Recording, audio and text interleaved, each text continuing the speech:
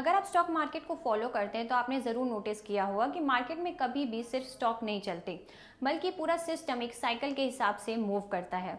और इसी साइकिल में एक बहुत इंपॉर्टेंट फेज होता है और जिसे हम कहते हैं इंटरेस्ट रेट साइकिल और inflation impact phase. Simple language में समझे तो जब इकोनॉमी में इन्फ्लेशन बढ़ता है यानी प्राइस तेजी से बढ़ता है तो सेंट्रल बैंक यानी आरबीआई या यूएस फेड इंटरेस्ट रेट को चेंज करता है और यही डिसीजन पूरे स्टॉक मार्केट को डायरेक्शन देती है। जब इंटरेस्ट रेट हाई होता है तो लोन लेना महंगा हो जाता है। इसका सीधा असर कंपनीज की ग्रोथ प्लान पर पड़ता है क्योंकि उन्हें पैसा उधार लेना कॉस्टली लगने लगता है।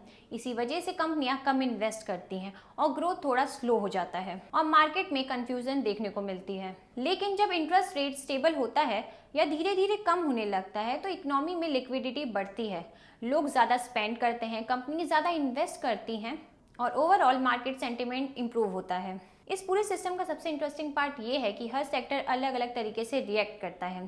जैसे बैंकिंग सेक्टर को हाई इंटरेस्ट रेट इन्वायरमेंट में बेनिफिट मिलता है क्योंकि बैंक की इंटरेस्ट इनकम बढ़ती है। वहीं आईटी और ग्रोथ स्टॉक्स को लोअर इंटरेस्ट रेट इन्वायरमेंट ज़्यादा सपोर्ट करता है क्योंकि ग्लोबल डिमांड और फंडिंग कंडीशन इंप्रूव होती है।